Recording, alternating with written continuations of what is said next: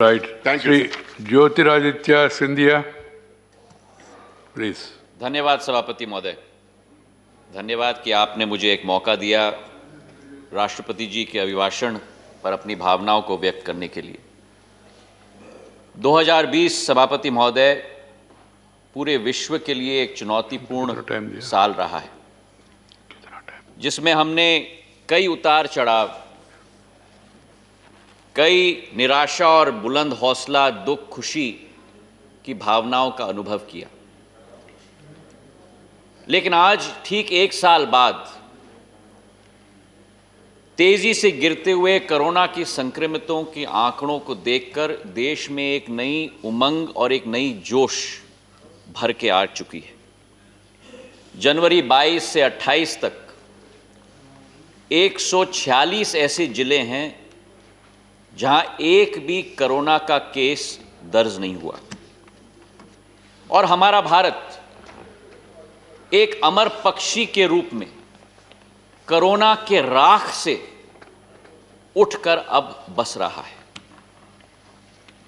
कुछ दिन पहले सभापति महोदय, माननीय राष्ट्रपति जी ने संसद में भारत की इस अद्वितीय सफलता पर हमने जो चुनौतियों का सामना किया और उन चुनौतियों के लिए निपटने के लिए सरकार की कार्यनीति पर और उसी के साथ पूर्ण जीवित भारत की एक नई छवि पर उन्होंने प्रकाश डाला। हर साल की तरह इस साल भी राष्ट्र को एक नया मार्गदर्शन उनसे मिला और उसी के साथ आगे बढ़ने का रास्ता और मार्ग प्रशस्त हुआ और मूल्यों सिद्धांतों के बुनियाद पर एकजुट होकर एक नया इतिहास और नई बुलंदियों छूने का एक प्रेरणा भी राष्ट्रपति महोदय से हम सबको मिला है। मैं तहे दिल से उन्हें धन्यवाद अर्पित करना चाहता हूं। कोरोना सभापति महोदय एक अदृश्य शत्रु था, जिसका मुकाबला करने के लिए भारत के पास केवल दो शक्तियां थीं। हमारी पहली शक्ति भारत के प्रधान सेवक और रक्षक आदरणीय नरेंद्र मोदी जी का नेतृत्व, जिसके आधार पर सभी प्रयासों को एक ही मुट्ठी में बांधना, 36 राज्यों को एक ही माला में पिरोकर भारत का मार्ग प्रशस्त करना, इस कोरोना की महामारी के लिए एक युद्ध स्तर की रणनीति बनाना और उसका क्रियान्वयन करना, और केवल भारत के लिए नहीं, केवल भारत के लिए नहीं लेकिन 150 देशों के लिए, जो एक तरीके से एक विश्व साझा अभियान का नेतृत्व करना, यह कोई चमत्कार से कम नहीं। सभापति महोदय, शुरुआत में सभापति महोदय कई विशेषज्ञों ने, और यह वास्तविकता भी थी, कई भयंकर अनुमान लगाए थे। 80 करोड़ लोग संक्रमित होंगे, 20 लाख जाने जाएंगी। लेकिन अगर मैं क्रिकेट का एक उदाहरण दे पाऊं, क्योंकि एक क्रिकेट का प्रेमी भी मैं हूं, तो कोरोना के बाउंसर पर एक हुक शॉट लगाकर बाउंड्री को भी पार करा दिया है भारत ने। एवरेज ग्लोबल रिकवरी रेट विश्व में 70% है, लेकिन भारत की रिकवरी रेट 97% है, जो विश्व से सबसे बड़ा आंकड़ा है सभापति महोदय। और इसी के साथ वो दूसरा वेव भारत को छू भी नहीं सक पाया, और उसके पीछे कारण यह था कि नेतृत्व ने सही समय पर सही निर्णय लिया। विदेशी नागरिकों के वीजाओं को हमने निलंबित की, स्फूर्ति से हमने लॉकडाउन लागू किया ताकि 37 लाख जानें बच पाएं, और उसी के साथ जो प्रधानमंत्री जी ने कहा था कि जान है तो जहां है, और इसलिए महासंकट कि वित्तीय बोझ की चिंता न करते हुए, चाहे नौजवान हो, किसान हो, युवा हो, शोषित हो, पीड़ित हो, वंचित हो, उन सब के लिए आर्थिक मार से बचाने के लिए सीधा उनके अकाउंट के अंदर राशि पहुंचाने की प्रक्रिया शुरू कर दी। एक यह लॉकडाउन था सभापति महोदय, जहां एक व्यक्ति के आह्वान पर, एक व्यक्ति के अनुरोध पर पूरी देश की जनता ने स्व इच्छा के आधार पर उस आह्वान और उस अनुरोध का पालन किया। और एक वो लॉकडाउन था सभापति महोदय 1975 में, जो इमरजेंसी लागू की गई थी, जिसके आधार पर देश की जनता पर थोपा गया था और पूरे देश को जेल खाना बनाया गया था। और ये बात सभापति महोदय, जितना मैं यहां खड़े होकर कह रहा हूं, उतना मैं वहां खड़े होकर भी कहता था। सत्य सत्य होता है और उसके पीछे ना आपको छुपना चाहिए और ना देश की जनता कभी भी छुपेगी। विषय यह है सभापति महोदय कि कोरोना के समय में भारत पीपीई किट कभी नहीं बना पाती थी और 60 दिन के अंदर हमने केवल पीपीई किट का उत्पादन नहीं किया, लेकिन उसके अलावा आज विश्व का द्वितीय उत्पादक देश भारत बन गया है पीपीई किट का। आज भारत में वेंटिलेटर्स का उत्पादन हो रहा है। वैक्सीन बनाने के लिए विश्व में 10 साल लगते थे, लेकिन आज भारत के हमारे वैज्ञानिक, हमारे विशेषज्ञों ने 1 साल के अंदर देसी वैक्सीन बनाकर भारत का नाम पूरे विश्व में उजागर किया है। और केवल ये नहीं, लेकिन वैक्सीन के बाद विश्व स्तरीय सबसे तेज टीकाकरण का अभियान 30 करोड़ लोगों तक फेज 1 में इसकी शुरुआत हुई। यह कारगर और किफायती वैक्सीन सभापति महोदय केवल भारत के लिए नहीं है, यह वैक्सीन एक वैक्सीन फॉर ह्यूमैनिटी बन चुकी है। और संयुक्त राष्ट्र के सेक्रेटरी जनरल एंटोनियो गुतेरेस ने स्वयं कहा है कि भारत का टीका उत्पादन की क्षमता पूरे विश्व के लिए सबसे बड़ा वरदान बन चुका है। And I'd like to quote him. He has said, "The production capacity of India is the best asset that the world has today." Unquote. और इसी प्रकार से वासुदेव कुटुंबक जो हमारे मूल्य हैं, हमारे सिद्धांत हैं, उन मूल्यों और सिद्धांतों का भारत ने पूर्ण रूप से अनुसरण किया है। और इस सफलता के पीछे सभापति महोदय दूसरा हथियार है भारत का सामूहिक शक्ति, सामूहिक सामर्थ्य, हमारा अतुल्य वैज्ञानिक गढ़, हमारे वैक्सीन के ट्रायल के वॉलंटियर्स, हमारे डॉक्टर्स, हमारे नर्सेज, हमारे एनजीओ, हमारे पुलिस फोर्स के कर्मी, हमारे जवान, जिन्होंने अपने जान को जोखिम में डालकर हम सब की जान की रक्षा की। अगर वो न होते तो आज हम न होते। और आज इस सदन में सभापति महोदय कुछ पंक्तियां उनके लिए मैं अर्पित करना चाहता हूं कि न थके हैं पैर कभी, न थके हैं पैर कभी, न कभी हिम्मत हारी है, न थके हैं पैर कभी, न कभी हिम्मत हारी है, जज्बाज है जनसेवा का मन में, सफर निरंतर जारी है। जहां एक तरफ ये कोरोना का संक्रमण सभापति महोदय पूरे विश्व का आकर्षण बन गया, सारी शक्तियां इन पर लगी, दूसरे तरफ अर्थव्यवस्था हो, व्यापार हो, आजीविका हो, पूरे इस तरीके से नष्ट होने के कागार पर आ चुकी थी। और भारत भी टेक्निकल रिसेशन के खाई में जा रहा था। पर मैं दाद देता हूं हमारी सरकार को कि 6 महीने के अंदर वापस भारत को रिकवरी की पटरी पर नरेंद्र मोदी जी की एनडीए की सरकार लेकर आई है। आंकड़े कुछ इस प्रकार हैं कि जनवरी के माह में जीएसटी का कलेक्शन 1,20,000 करोड़ रुपए, जो राजस्व संग्रह का एक नया इतिहास बना है सभापति महोदय। दूसरी तिमाही में जीडीपी नेगेटिव 0.5% तक सीमित हो गई, लेकिन इकोनॉमिक सर्वे ने कहा है, जो आज हमारे सांसद महोदय स्वपन जी ने भी कहा, कि इस वर्ष 11.5% ग्रोथ रेट जीडीपी की रहेगी।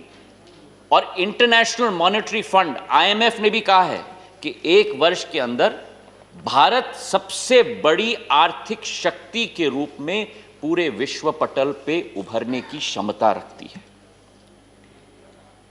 हमारी एक $5 ट्रिलियन इकोनॉमी की अर्थव्यवस्था का एक टारगेट है, उस पर हम अडिग हैं। और उसी के साथ 5 मिनी बजट हमने कोरोना के समय में निकाला था और कई क्षेत्रों को प्रोत्साहन दिया था, मदद दिया था, और पोस्ट कोविड ऑर्डर में भी उन क्षेत्रों को उभारने का संकल्प हमारा है। इससे यह प्रचलित होता है सभापति महोदय कि कोई भी आपत्ति या विपत्ति आई, चाहे वो प्राकृतिक हो, चाहे किसी तरीके की भी विपत्ति हो, हमारी 130 करोड़ जनता, हमारे भारतीयों का वर्तमान और भविष्य कभी भी प्रभावित नहीं हो सकती। लेकिन इसी के साथ थोड़ा दुख भी होता है सभापति महोदय कि जहां एक तरफ देश की जनता, हमारे जनसेवक, हमारी सरकार इस कोरोना की महामारी का सामना कर रहे हैं, वहीं विपक्ष के कई नेता केवल सवाल उठाने में और टीका टिप्पणी करने में रुचि रख रहे थे। सही बात है, क्षमता रखना होगा, जैसे मेरे भाई मनोज जी ने कहा, सुनाने में भी और सुनने में भी। प्रश्न यह है सभापति महोदय कि पहले लॉकडाउन पर प्रश्न उठे। लॉकडाउन क्यों, कितने दिन, किससे पूछ के किया आपने? उसके बाद जब अनलॉक की प्रक्रिया शुरू हुई तो उस पर प्रश्न, अनलॉक क्यों, कब होगा, कैसे होगा, किससे पूछ के किया आपने? प्रश्न यह है कि हमारे कांग्रेस पार्टी के इस सदन के उपनेता श्री आनंद शर्मा जी ने स्वयं, जो गृह मंत्रालय के संसदीय समिति के अध्यक्ष हैं, उन्होंने स्वयं अपने रिपोर्ट में सरकार की सराहना की है, सरकार की प्रशंसा की है। और मैं दाद देता हूं उनको कि कोई तो है जो सही बोल रहा है। और मैं कोट करना चाहता हूं, उन्होंने कहा है कि the committee appreciates the efforts made by the government for the management of covid pandemic. The lockdown gave the country time to ramp up its public infrastructure, build the capacity of hospitals and health workers, unquote. और इसके बाद भी हमारे कई प्रतिपक्ष के नेताओं ने वैक्सीन के आपातकालीन उपयोग पर प्रश्न उठाए। मैं पूछना चाहता हूं कि जब United states of America, United kingdom, रूस, चीन वैक्सीन के आपातकालीन उपयोग के लिए फेज 3 ट्रायल समाप्त होने के पहले अनुमति प्रदान कर सकते हैं, तो क्या हमारी सरकार देश की जनता की जान बचाने के लिए आपातकालीन परमिशन देश में क्यों नहीं दे सकती?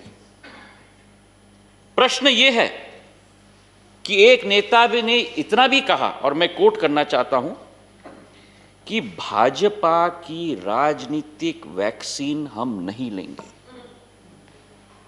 वैक्सीन का भी एक राजनीतिक रंग होता है, स्वास्थ्य का भी एक राजनीतिक रंग होता है।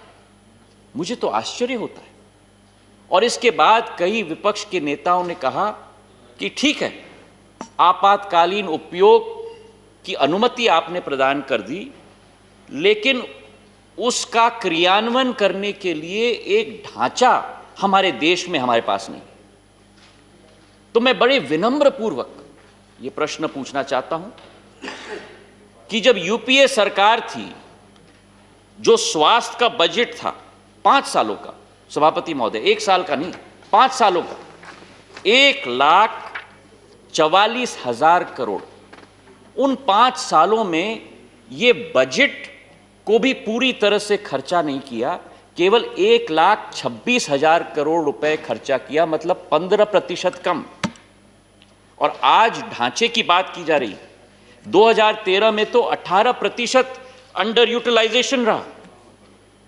और वहीं प्रधानमंत्री नरेंद्र मोदी जी की एनडीए की सरकार ने 4 साल में हर साल जो बजट का आवंटन रहा, जो कई गुना ज्यादा, उस बजट के आवंटन से 2 से 9% ज्यादा खर्च हर साल स्वास्थ्य के क्षेत्र में किया। स्वस्थ भारत, शिक्षित भारत, तभी भारत 21वीं सदी का नेतृत्व कर पाएगा। और इसी के साथ मैं कहना चाहता हूं कि यह कहानी यहां नहीं रुकती। इस साल के बजट में मैं वित्त मंत्री जी को, स्वास्थ्य मंत्री जी को, प्रधानमंत्री जी को धन्यवाद अर्पित करना चाहता हूं। इस साल के बजट में सभापति महोदय, आपको भी आश्चर्य होगा कि 5 साल के यूपीए सरकार का स्वास्थ्य बजट 1,75,000 करोड़ 5 साल, और 1 साल का एनडीए सरकार का स्वास्थ्य बजट इस वर्ष का 2,23,000 करोड़ सभापति महोदय, और पिछले वर्ष से 137% वृद्धि। 22 नए एम्स बनने जा रहे हैं। प्रधानमंत्री जन आरोग्य योजना के तहत 1.5 करोड़ लोगों को 5 लाख रुपए तक का मुफ्त इलाज मिला है। स्वस्थ भारत, आयुष्मान भारत, फिट इंडिया, ये केवल मुहिम नहीं है सभापति महोदय, ये आने वाले समय में भारत की स्वास्थ्य प्रणाली को तैयार और असरदार बनाने के यंत्र हैं। सभापति महोदय, एक विषय पूरे भारत में आज चिंता का विषय बना है। इसमें कोई दो राय नहीं कि किसान भारत के विकास की रीढ़ की हड्डी है। किसान को हम अन्नदाता कहते हैं, क्योंकि किसान अपना पेट नहीं भरता, किसान अपने गांव का पेट नहीं भरता, किसान अपने जिले का पेट नहीं भरता, लेकिन आज किसान पूरे विश्व का पेट भरता है। और इसी सोच और विचार के साथ सभापति महोदय, हमारी सरकार ने ये 3 कृषि कानून हम लेके आए हैं, ताकि कृषि के क्षेत्र में नया विकास हो, नई प्रगति हो। सोच और विचारधारा है कि जो राजनीतिक आजादी हमें मिली थी 70 साल पूर्व, लेकिन 70 साल से जब तक किसान बेड़ियों में जकड़ा गया है, उन बेड़ियों को तोड़कर किसान को विकास और प्रगति के रास्ते पर प्रशस्त करना, ये एनडीए सरकार, प्रधानमंत्री जी के नेतृत्व में हमारा संकल्प है। किसान का आय दुगना हो, किसान को स्वतंत्रता मिले कि वो अपना उत्पादन देश में कहीं भी बेच पाए। एक ही जगह तक वो किसान सीमित क्यों हो? और इसलिए ये कानून लाए गए, और जरूर संवाद होना चाहिए। जैसे मेरे भाई मनोज जी ने कहा, 11 बार सरकार ने संवाद की है। जब डेडलॉक हुआ है तब सरकार ने यह भी कहा है कि तीनों कानून को हम 18 महीनों के लिए स्थगित करेंगे। लेकिन इस बात का मुझे आश्चर्य है कि जिन लोगों ने ऐसे ही कानून की वकालत की थी, आज वो क्या कह रहे हैं। 2019 का अगर हम कांग्रेस पार्टी का चुनाव घोषणा पत्र पढ़ें सभापति महोदय, और आपके समस्त में रखना चाहता हूं,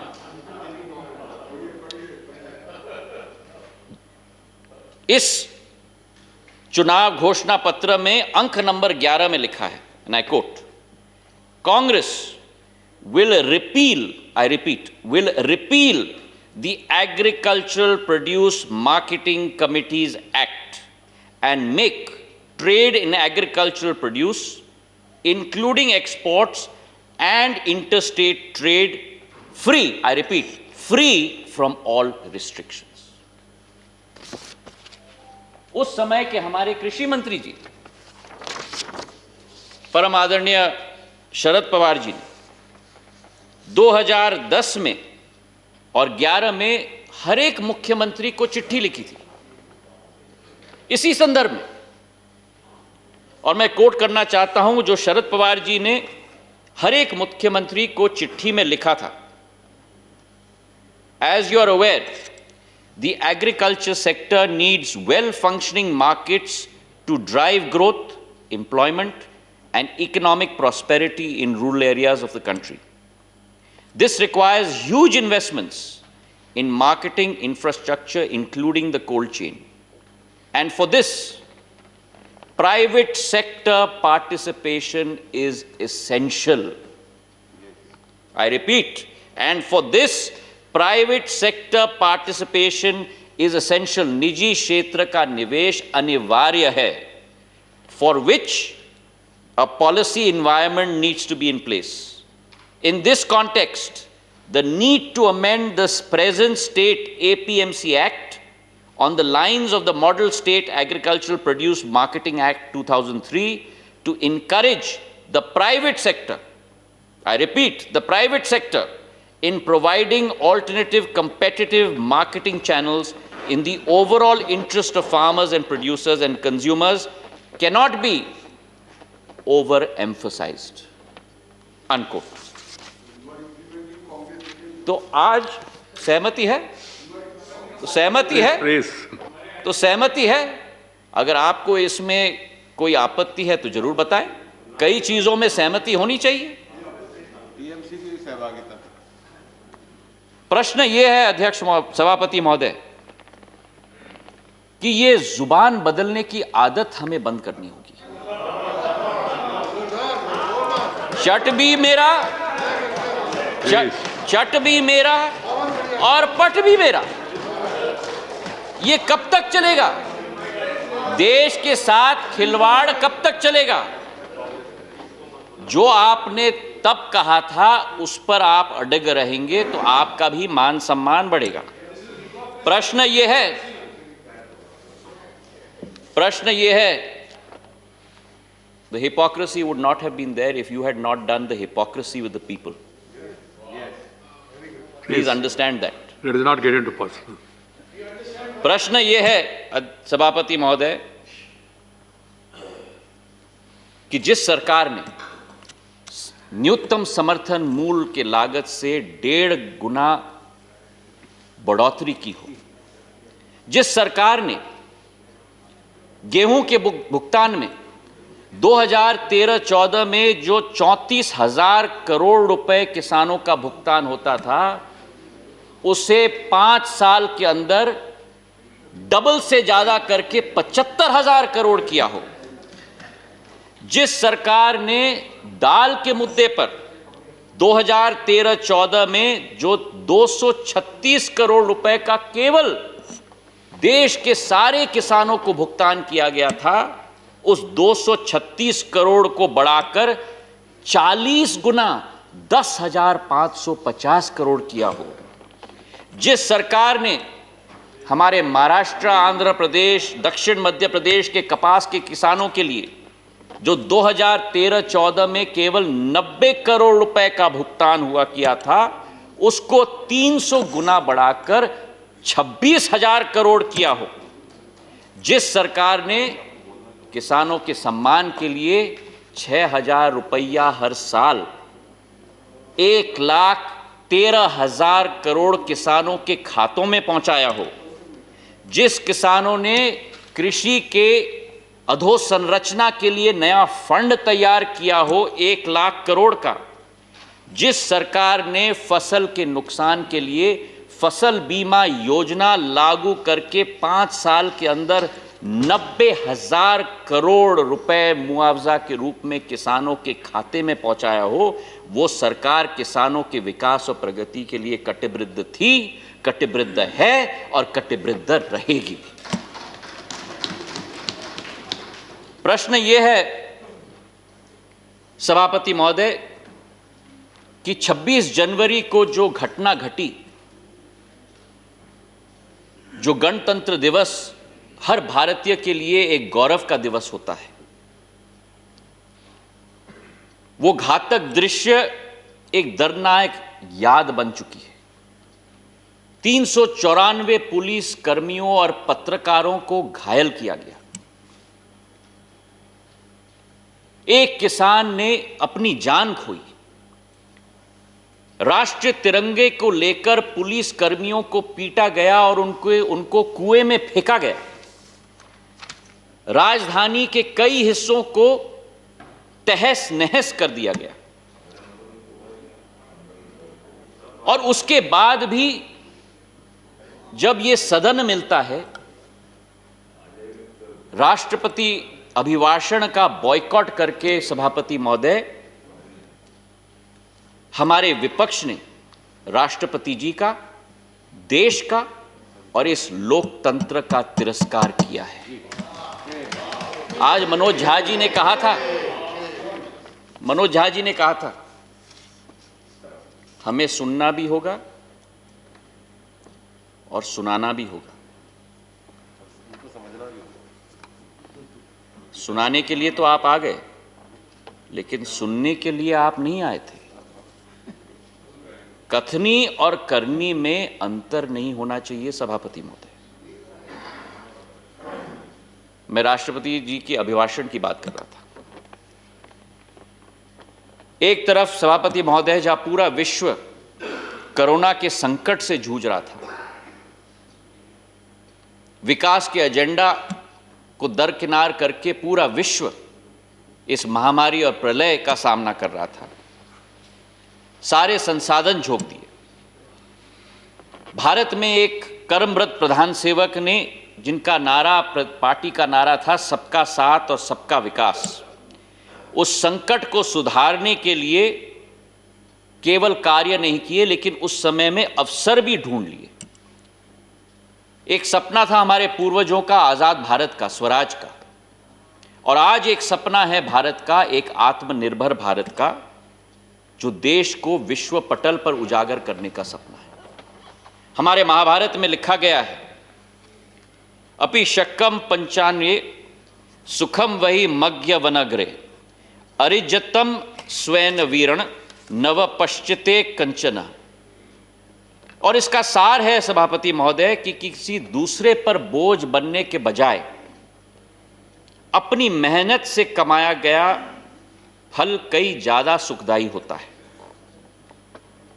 और यह तभी मुमकिन होता है जब कतार में खड़ा हुआ आखिरी व्यक्ति भी हमारे भारत में आत्मनिर्भर बन पाए। और आत्मनिर्भर भारत की आत्मा किसान, युवा, आम जनता के साथ जुड़ी हुई है। और इसलिए इस महाप्रलय के समय में गरीब कल्याण रोजगार योजना के तहत 2,76,000 करोड़ योजना का क्रियान्वयन हमारी सरकार ने किया। ज्योतिरादित्य जी, अपना पार्टी ने आपको जो समय दिया वो समाप्त हो रहे। 5 मिनट सर। ठीक है, right. Your 80 crore. Your party has got time. They have agreed 5 more minutes, please. Thank you, sir. Thank you. I will not take more than 5 minutes, sir. 80 crore गरीबों को 8 महीने तक निशुल्क राशन प्रदान किया। 1 नेशन 1 राशन कार्ड का एक नया इतिहास रचा। उज्ज्वला योजना के तहत 14 करोड़ गैस सिलेंडर्स महिलाओं को पहुंचाई मुफ्त में। और इसके पीछे कारण क्या सभापति महोदय? इसके पीछे कारण ये कि सरकार का लक्ष्य अंत्योदय, सरकार का प्रण अंत्योदय और सरकार का पथ अंत्योदय। शिक्षा एक ऐसी प्रणाली है सभापति महोदय जिसके आधार पर हम अपने मानव संसाधन को मानव पूंजी में हम परिवर्तित कर सकते हैं। नई शिक्षा प्रणाली हम लेके आए हैं 34 साल बाद, और उसमें शिक्षा के नए रूप, नए सोच, नए स्किल से एक नया भारत को उभारने की कोशिश हम लोग करेंगे। 2021 का भारत सभापति महोदय 2013 का भारत नहीं। यहां एसएमईज को एमएनसीज में परिवर्तित करने के लिए हर संभव प्रयास किया जाएगा। 20,000 करोड़ का सरल ऋण उन एसएमईज को हमने दिलवाई है। एमएसएमईज की परिभाषा हमने 14 साल बदली है और भारत को एक ग्लोबल मैन्युफैक्चरिंग हब में परिवर्तित करने के लिए उत्पादन आधारित प्रोत्साहन भी हम देने की कोशिश कर रहे हैं। ये वर्ष सभापति महोदय केवल संकट का नहीं, लेकिन सबसे ऐतिहासिक निर्णय और उपलब्धियों के लिए भी जाना जाता है, जिसमें शेष था इंडिया को भारत से जोड़ना, हमारी पुरानी संस्कृति को पुनः जागृत करना और श्री राम जन्मभूमि के भव्य राम मंदिर के भूमि पूजन सिर्फ देश के लिए नहीं लेकिन विश्व के लिए बड़ी उपलब्धि है। प्रधानमंत्री नरेंद्र मोदी जी की जो राष्ट्रीयता की भावना, उनकी औजस्व नेतृत्व का परिणाम है कि अब राम मंदिर का निर्माण नए भारत के निर्माण का प्रतीक बनेगा। और उनके शब्दों में मैं कहना चाहता हूं, उन्होंने कहा था कि राष्ट्र को जोड़ने का, स्व को संस्कार से जोड़ने का कार्य संपन्न होगा। सत्य, अहिंसा, आस्था, वासुदेव कुटुंबक, विविधता में एकता, बलिदान, ये वह मनके हैं हमारे देश के जिसको हजारों साल से सभी भारतीयों ने एक माला में पिरोकर एक नया भारत पुराने मूल्य के अभाव पे खड़ा नहीं हो सकता। हमारा राम मंदिर आधुनिक भारत की मजबूत नींव का प्रतीक होगा, जिसकी विविधता में एकता भी होगी और समता भी। जहां एक तरफ ये ऐतिहासिक निर्णय लिया गया, वहीं दूसरे तरफ हमारे देश का ताज और शान जम्मू कश्मीर में, जहां देशवासियों का हर दिल बसता है, उनको बेड़ियों से मुक्त करके राष्ट्र के मुख्य धारा के साथ जोड़ने का कदम लिया गया जब अनुच्छेद 370 को हमने रद्द किया। उस अनुच्छेद से केवल हानि हो रही थी, अलगाववाद, आतंकवाद, व्यवस्थाओं में भ्रष्टाचार, और जब ये रद्द किया गया उसके सीधे सीधे बाद आयुष्मान भारत के तहत यूनिवर्सल हेल्थ कवरेज के संरक्षण में 1.5 करोड़ जनता को लिया गया। हर एक नागरिक को केंद्र सरकार की बाकी योजनाओं का लाभ भी मिल पाया। और पहली बार इतिहास में, जिसका संदर्भ गुलाम नबी आजाद साहब ने भी कल दिया, पहली बार इतिहास में 70 साल के इतिहास में जिला विकास परिषद डीडीसी का चुनाव हमारी सरकार ने जम्मू कश्मीर में आयोजित किया। सरकारें आई भी और गई भी सभापति महोदय, लेकिन जो सपना सरदार वल्लभ भाई पटेल ने देखा था, जो सपना बाबा साहब अंबेडकर ने देखा था, एक विधान, एक प्रधान और एक निशान का स्वप्न जो डॉक्टर श्यामा प्रसाद मुखर्जी ने देखा था, कश्मीरियत, इंसानियत और जमहूरियत का सपना जो अटल बिहारी वाजपेयी जी ने देखा था, उसे मोदी सरकार ने पूरा करके दिखाया। अंत में मैं कहना चाहता हूं सभापति महोदय कि कोरोना के महाप्रलय में जो विकास के पथ को कुचलने आया था, एक बुलंद ढाल की तरह हमारी सरकार ने उसका सामना किया और विपत्ति को भी अवसर में बदलकर रिफॉर्म्स की झड़ी लगाकर न हम रुकेंगे और न भारत रुकेगा, माननीय राष्ट्रपति जी की सोच और विचारधारा के आधार पर मार्ग देश का प्रशस्त किया है। 2 बार केंद्र में भारी बहुमत, उत्तर प्रदेश से कर्नाटक, असम से अरुणाचल से गुजरात, मध्य प्रदेश, मणिपुर, तेलंगाना, बिहार तक जो असीम आशीर्वाद चुनाव में, मध्य प्रदेश भी असीम आशीर्वाद जनता का मिला है। ये आशीर्वाद सबसे बड़ी पूंजी इस सरकार की और भारतीय जनता पार्टी की है सभापति महोदय, और ये तभी संभव हो पाया है जब एक प्रभावी छवि, असरदार नीति और विजन भारत के लिए का क्रियान्वयन हमारी सरकार ने की है। क्या हुआ? अंत में मैं इतना ही कहना चाहता हूं कि 21वीं शताब्दी भारत की होगी। भारत एक नया सामर्थ्य के साथ इस कोरोना काल से उभर रहा है। हजारों बर्ग गिरे सभापति महोदय, लाख आंधियां उठें, वो फूल खिल के रहेंगे जो खिलने वाले हैं। धन्यवाद। धन्यवाद जी। प्लीज।